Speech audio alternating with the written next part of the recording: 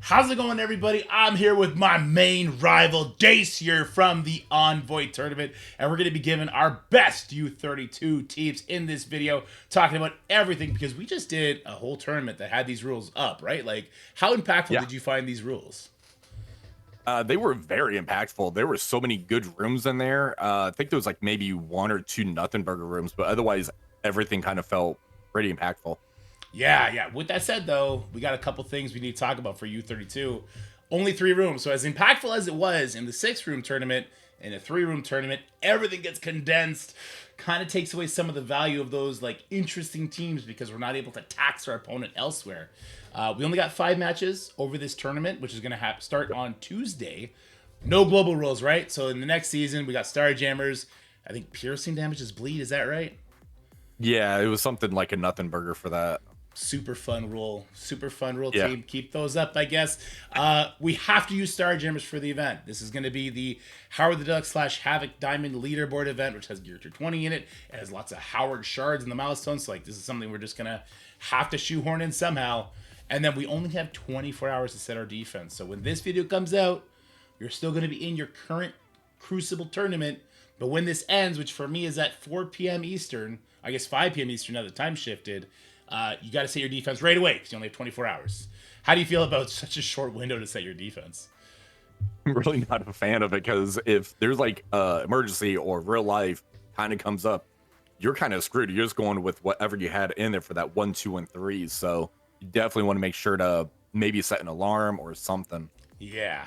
It's super easy to go for 24 hours without thinking about Crucible.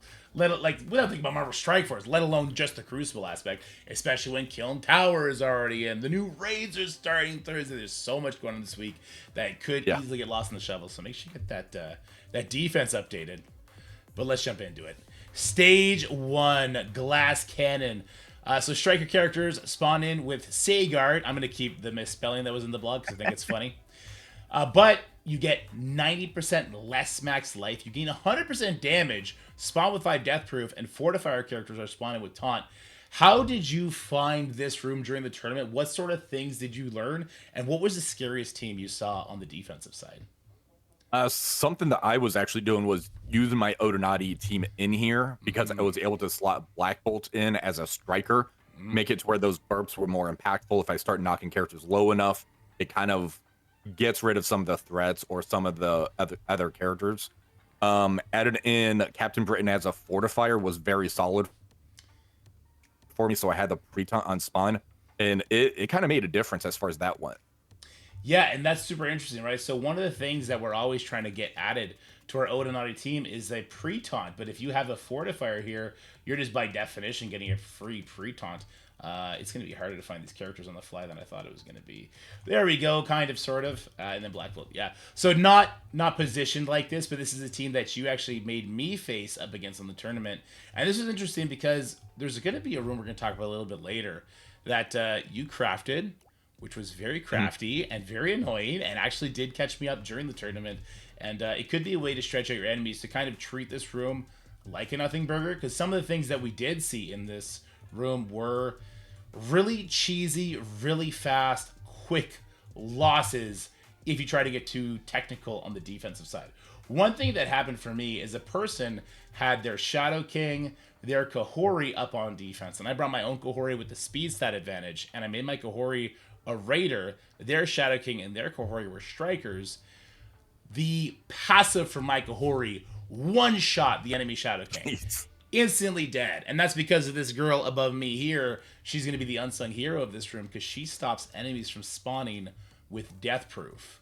So any sort of striker, if you throw Medusa at it, becomes a problem. Though I guess you could also throw Medusa on the defensive side to cause some issues there too. Other things that I saw were super interesting. One thing, and I think it was T-Dub, I believe, had this room up, where he had Shadow King Kahori, and they were in here as strikers, so it's really easy to kill them. But he also had Pav in here with Captain Sam Falcon, and ignore their current ISOs, they were actually both fortifiers. So although, yeah, my Kahori one-shot the enemy Shadow King, but then I was stuck on 2 pre-taunts, so I couldn't get to the enemy Kahori, who was a striker. Now, luckily for me, I kind of saw this almost happen in the first round, where my Kahori as a striker immediately died. Now I was able to luckily get through it using the other characters I brought in. So I knew, hey, I'm gonna keep my Kahori on offense as a raider because if an enemy puts strikers in there, she's gonna one shot them anyway, right? Nothing to worry about there. So I do think this room is gonna be heavily predicated on what you're doing on the Kahori front, if you have her on offense or on defense, and how much you're leaning into this striker, or like you said, you kind of forego the room rules entirely. You put Odin Illuminati in here, and that will kind of shrink down what your opponent might be planning to do if they want to go heavy Kahori. If not for Odin Illuminati team, what do you think you'd be throwing up in here? Well, you have to be careful because we do have a duo in the team called the Phoenix Force that gets rid of Safeguard and Trauma. So you don't want to throw anything too high invested in there. Yep. Otherwise, it's going to be no Safeguard, no Trauma, and you're just going to burn through those 5 death proofs like nothing. Yep. And with negative 90% max health. So you have to be careful as far as that goes. I think there could be, because I know that you and Mobile Gamer both did like the Superior 6 Ares. That's a very interesting one. It does pull basically your Immortal X-Men away. So if you're trying to pull certain weapons away from your opponent, that is a decent thing where you're not really losing anything of main value. So that was very interesting too. Yeah, I kind of like this comp, and then exactly what I was just saying happened to me. I think against T-Dub, no, not against T-Dub, with Updog. He came in with Medusa. Was it Medusa? He came in with a Kahori, I believe. So I lost the Death Proofs on Green Goblin. Green Goblin didn't get a turn because he came in. He had the anti-safeguard, stripped the Lizard taunt because I did have Lizard as a fortifier here, and then one shot Goblin. And it was like, okay, well the team's done now, right? So this is kind of an interesting way to maybe make your opponent think, but I think probably in the big tournament, not in U32. I think in this U32 scenario, I'm actually going to be doing something like what you did, where I'm going to be ignoring the striker rules and basically everything to do with it, because when you have it on defense, it's so easy for your opponent to work around it and just beat you to the punch and get you done there. So I'm probably going to be leaning into something that I'm not worried about Immortal X-Men beating, because they're going to kind of be the thing that we have to counter this tournament on. And also something that's not going to immediately die. So I'm going to be taking Striker off of everybody. I'll probably play around with the second form of that Spawn Fortifier instead. And, well, give me a days for a second. We'll come back with what I have in mind.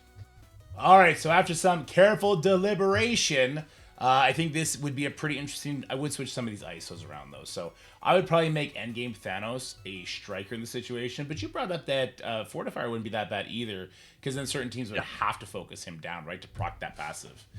Yeah.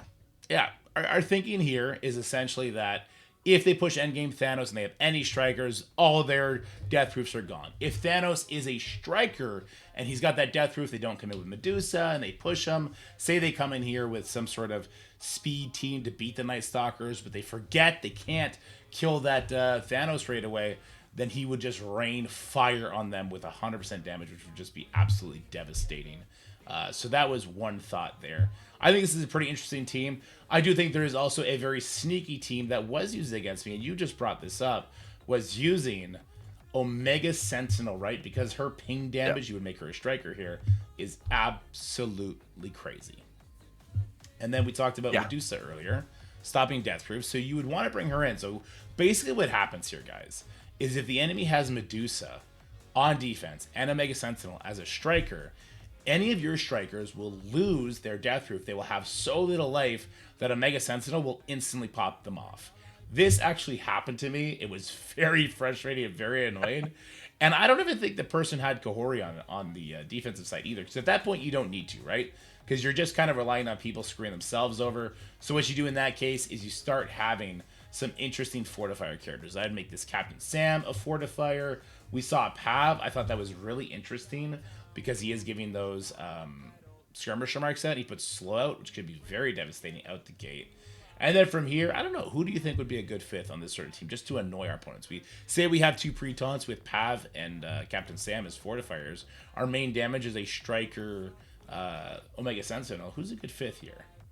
Well, you have Captain Sam. You can maybe do Peggy, because she does out-of-turn damage too. I forgot if it's on opponent's turn though, or how hers exactly was. I think it's when somebody with taunt takes a turn, right? It's when any Liberty member gets hit, and if he's gonna have a Okay. pre-taunt, he's gonna get hit, right? Yes, that's 2 out of turn damage characters right there, which could be interesting. Yeah, so this could be super interesting, but kind of the theme of this Crucible, in my opinion, is going to be like you need to make this immortal free. Like the immortals can't come here and demolish this, and immortals absolutely could come here and demolish this if they stun a Mega Sentinel, but that's just the name of the game, right? Like we don't really control what people use on offense. So I think those are two great offensive suggestions. We'll move on to the next stage now.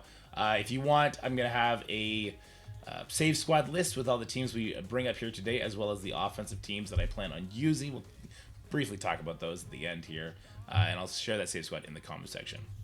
Stage 2, Toxic. This one, I think, is actually going to play a much bigger role than it will in Season 14, just because this is a huge efficiency tax, right? Why don't you tell us about Stage 2, how this works?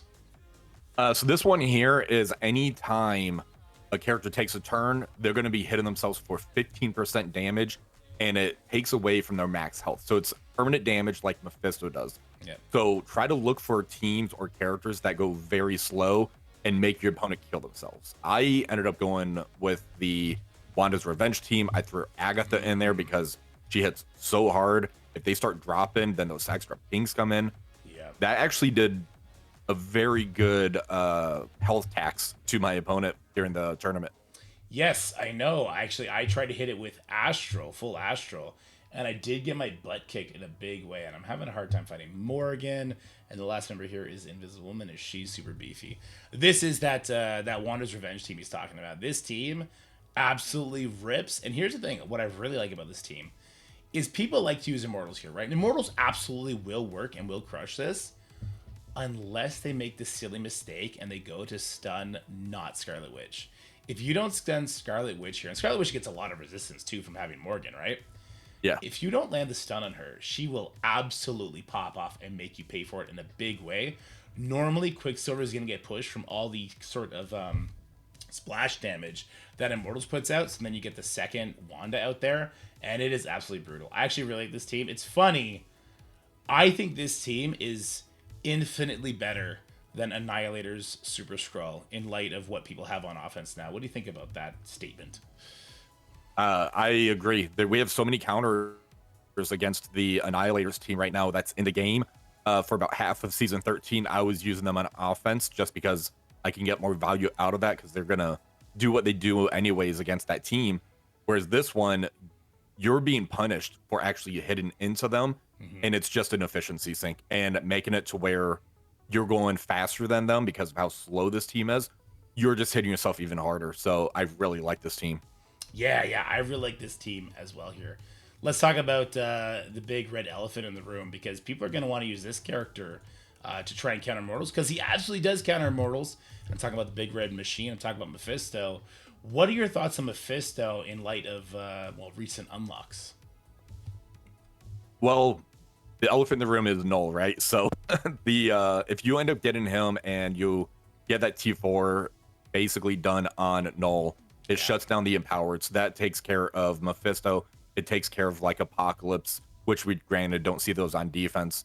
But he just basically coming to the game made it 99% of the time Mephisto's going to be an offensive weapon right now. I think there could still be some cases for him on defense, because for season 13, somebody sent me a picture where they had Orcus with Mephisto in stage 3 on defense. They took Scientist Supreme out, and Null with Night Stalkers end up losing into that, which I found very interesting. So there's definitely like weird cases like that based on the room rules, but I don't see it happening during the U32. Yeah, especially because another team I think people would want to throw in this room, and maybe not in stage 1 because they have something more interesting, and not in stage 3 because I think it's kind of a no-brainer team for that. And it's going to take me a long time to find these guys because I don't have them super big. Is going to be our Star Jammers. I mean, this would be a room for them, but here's the thing: they hurt themselves in this room, right? Because of how fast they go. They're getting speed bar on spawn. If you don't stop that, they're getting speed stat. They stop you from getting speed up. Like the Star Jammers team, let's talk about them, because if someone crafts a Mephisto team that Null would struggle against, Star Jammers on offense would absolutely come in and crush that, right? Yep. So, what is the upside of having Starjammers on defense in any of these rooms, or do you think there isn't even upside? Basically, keep it as a wash to where your opponent tries to do the mirror match against it. That's really the only case I could see it happening Hmm. because the mirror match is so easy, but you're getting so many efficiency points on that because of how easy it is Yeah. to kind of punch into them. I saw that you end up using Astral with Howard, Hmm. and that just like decimated them, which turned into a joke. Um, I just I'm curious if we can actually remove, like, say, Howard and slot in like Odin or Mephisto because they still have decent buffs for doing that, and it would kind of throw your opponent off. I think Starjammers would still walk over. I'm not 100% sure though. Yeah, so if you take Howard off, then yeah, Starjammers would come in and just demolish it. Because now your Yeah, Howard is giving speed bar and the enemy Howard's not, right? So it's like, who do you sub off? Can you take off Rocket, I guess? maybe. Because he gives offense up. He does give Howard 5% damage. He does a lot of. The problem is, Howard. Like, for most players, Rocket's oddly enough going to be one of your biggest damage dealers, even though he kind of lacks Yeah, in that department. But I can see something like that happening. I just think full Starjammers probably takes the cake there anyway. yeah, So yeah, this room is super tough, and I think oddly enough, the Wanda's Revenge room is kind of like a good enough bait that if somebody doesn't know how to tackle this team properly with the Immortal X-Men, they just get themselves into huge efficiency problems. And like you said, even if they do know how to tackle it properly, the room rules are actually hurting them enough, and this team is tanky enough that the room rule is going to sap a lot of efficiency. So I actually really agree with you, and I think Wanda's Revenge is maybe the best room here, which is awkward because I just think of yeah. I think like if I try and use Super Scroll in this room, I'm just gonna go ahead and I'm gonna get Immortal X-Men, and if I try and use like a Mephisto Super Scroll Annihilators here, well, say hello to Starjammers, right? And Starjammers will come and just shut it down real quick, or the plethora of other teams that we have in the U32 setting.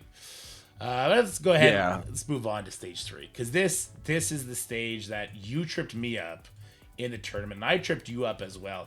I want to talk about your team first because I think your team actually Okay. has a really good, just a case to be used here. And did you use War Machine or did you use I somebody subbed out else? War Machine because on the live server, it's either going to be War Machine or Patriot. Right. Patriot, anytime your opponent takes a turn, they gain taunt. And then when they have taunt, they're going to be basically doing less damage and taking more damage, I believe. Yes, they take more damage from the passive. Yeah. So okay, I'll put Patriot in here because this is just the Truth of Liberty team. If they're at even builds, Patriot is just simply the better character. If you have like I have a 4-star Patriot, but a 3 Diamond War Machine, he's the better damage dealer, right? Yeah. But this team, talk about this room and talk about why this team in this room demolished me. So let's talk about that. All right. So the secret sauce, if you will, is the room rules.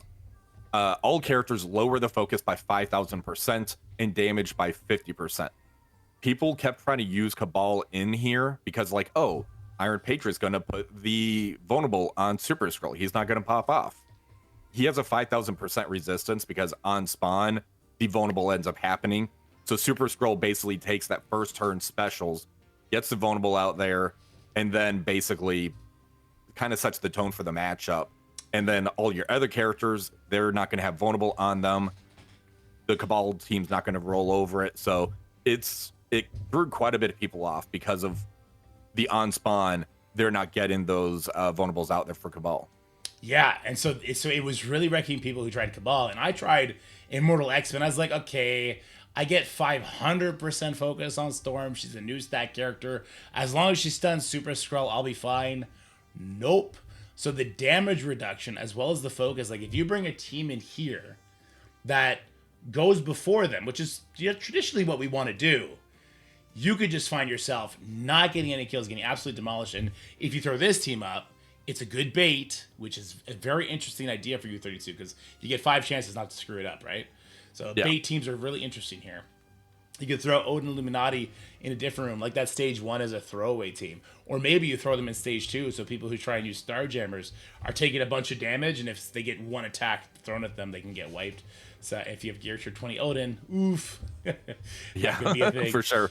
So yeah, I really really do like this team. I thought this team is scary, and it definitely has. I think it's the number 2 team because the number 1 team, in my opinion, in this room, well, they just sold the hard counter, right? The hard counter was the Starjammer team, but the other team you can throw in here is, of course, Odin Illuminati with Black Knight as the 5th. This was a very scary team. This is actually how I got a couple wins on you from the Yep. from the tournament, right? Why don't you talk about why Starjammer struggles here so much? All right. So basically, what happened here is I tried to use Star Jammers, which I knew I shouldn't have because I tried doing the same thing against Mobile Gamer, as far as not using Star Jammers, but trying to like one shot it, and it went terribly wrong. Basically, Star Jammers into this, they're not going to get their speed up, so all of your Star Jammers are definitely going first. Black Knight's going to be retaliating. So it's like, well, you have Havoc. He's going to ult turn 1, take the charges off, take the positive effects off. Not when there's negative 5,000% focus on there. Yeah. I just got wrecked by it. So this Black Knight just kept retaliating into me. I kept trying to go. It's like, well, they still haven't taken a turn. Lalandra's up now. I'll try to use the ultimate. That didn't happen, so I didn't take any of the positive effects off there. It just hard countered Star Jammers so bad. So Yeah. It's really funny to release Starjammers then the Crucible season and the Crucible tournament right after hard counter is what they try and do. yeah. I know it's super funny. Cosmic goes right, passive goes nuts. One thing I do want to tell people, because this came up in my last Crucible match, is Captain Britain and Black Knight, they have an interesting line in their kits where when they see an ally, for Captain Britain, it's an Illuminati ally. For Black Knight, I think it's any hero ally. Drop below 50% life, they get a health trigger taunt. So somebody else drops, they're like, okay, I'm above 50% life, I'm gonna taunt now. There's an interesting interaction that's new where if if Black Knight drops below 50% life on the first attack, with Hank there, Hank heals the Black Knight back up.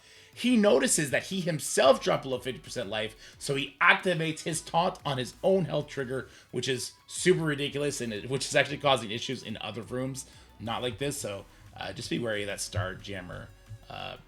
That matchup here is kind of brutal. Yeah. But this is my go-to team for stage 3. I think this is probably going to be the team that ends up getting slotted in there, and it's really going to distinguish those who have a really big Omega Red Phoenix Force. When I talk about offensive teams, you'll see what I'm talking about, and those who don't. But that's going to be it for the defensive talk here. Now let's talk about will the U32 participation be worth it? First of all, it affects your trophies, right?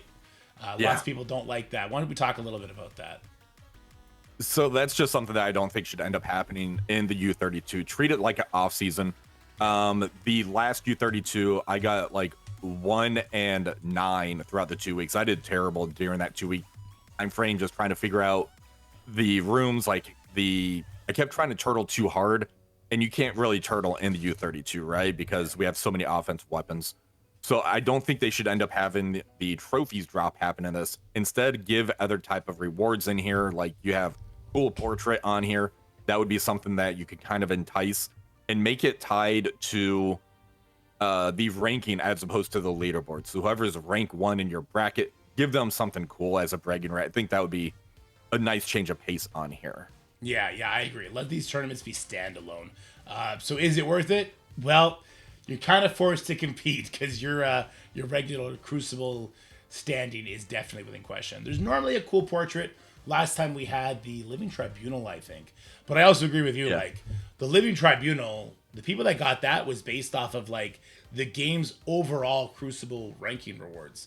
Instead of, like, if I'm in bronze and I win my entire tournament, am I getting the Living Tribunal portrait? No. It's like, okay, so what's the point then? So I agree with you completely on that. And, of course, there's the Howard the Duck / Havoc leaderboard going on right now that you have to use Starjammers on. You have to use 1 Starjammer 15 times or divide that 50 times up between the members. And if you don't have a big enough Starjammers to tackle like the kind of enemies that we're seeing where, you know, Starjammers, they kind of lose their juice after the first opening attacks, that can be rough. I myself am giving the advice, like, this event, this leaderboard is so much more important than U32, in my opinion, in the long run. So if you need to just throw your Starjammers up on defense. Like say you don't have Howard or Havoc because there's a lot of free to play that didn't cord for those. They don't have them yet. Throw your Rocket and Groot on defense, just accept an L in one room. I don't hate that, just to make sure you're getting your milestones, unfortunately. But yeah, so we talked briefly about some offensive options. I want to get back to that, and I don't have a correct slide for it, so we're just going to do it here. So one thing I touched on is that the Starjammers, they kind of feel like they're a pure offensive team. You brought up that I beat them with Howard the Duck in Astral in a very, very, very convincing fashion. And that was up against a pretty big Starjammer team. The Shadow King, he just goes so incredibly hard on these guys. It's kind of tough to take it. So I think that these guys are kind of a shoe-in for offensive, at least for me. What do you think about that? Yeah, that's going to be one pure offensive team right there. Starjammers is definitely going into pretty much room 1 and 2. I'm not using them in stage 3. That's a trap. Yeah, I completely agree. And then there's another team that, I mean, it's inarguable. It is just an offensive team. And I'm, of course, talking about the Immortal X-Men, where all of their tags are, hey, we're using offense, and if you're not using us on offense, we're going to get rolled over, right? So why don't we talk about Immortal X-Men? Because I think they're kind of the linchpin of this entire tournament and who's going to walk away, with more wins than not. How do we counter these guys? But also, who do we try and use these guys against? I would end up using them in stage 1 and 2 again. If they end up going in stage 1, make sure you don't have anybody as a striker if you see a Medusa on the other side of the battlefield. Otherwise, like if you make Storm a striker and you end up going into there, she's gonna die. So I definitely have to be careful as far as the stage 1 and 2. I think stage 3 is going to be the big one on this one, though. Yeah, I agree. And then speaking of that stage 3, I brought up you can't use Starjammers against that Odinata team, so we end up going back to what we've been using, which is obviously a Mephisto-based team, which makes sense, right? Because we brought up Null, and it's kind of hard to craft a team around Mephisto that's gonna beat what Null does to that team, because you could just do Null plus Starjammers, Null plus Cabal, Null plus whatever against a Mephisto team and walk away with a win. So Mephisto on offense still makes a lot of sense. Kind of comes together, if I can find him in time, right here with Omega Red, Phoenix Force, Old Man Logan, and Echo. And this is kind of my go-to Odinati counter, not positioned like this, mind you, kind of more positioned like this. And that's it, man. I think, how many other offensive options do you have at this point? Like, I didn't even bring up Cabal here. I didn't talk about kind of Kahori in stage 1. I think is another interesting team that you can talk about, right? I brought that up briefly on the defensive side, but like a Kahori Medusa based team, essentially just making sure that you get to go first. If they don't have a Howard the Duck or a Captain, you put that on defense in stage 1 when you had the Captain Britain in stage 1. I was like, oh, you took away all my fun. But just this power couple, just this power couple with the means to get around the tank so that, if they have strikers, especially if that striker is a controller, Kahori is just demolishing them right out the gate. Was very interesting in my opinion. And you can throw Ms. Marvel Classic in there as a fortifier in stage 1 as well. That's going to get her the pre-taunt. Yup, and then she's a beefy gal, and hopefully they're going to make her farmable this week. They kind of alluded to some sort of farmability in last week's blog on Friday. Yeah. But that's kind of it, right? So U32, hey, you guys are forced to compete in this, so try your best. There's some defensive rooms for you. Like I said, I'll have the official save squads with the defensive and offensive teams we brought up here today. What are your final thoughts on U32? Keep it as a bye week. I think they need more rooms. Having the rosters that we do, at the end game, it's just a pure offensive fest as far as who can try to make the other person slip up by efficiency. Really what it came down to. So yeah, I couldn't agree more. All right, guys, so that's it for this video. Now we're actually going to go over to Dacier's channel and we're going to talk about our thoughts, just the tournament, the season rules, all kind of all encompassing that we felt from that tournament, and how stressful those tournaments can be, huh? Yeah, for sure.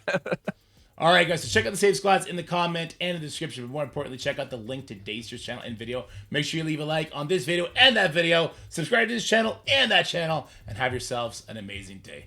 Bye, everybody. Bye.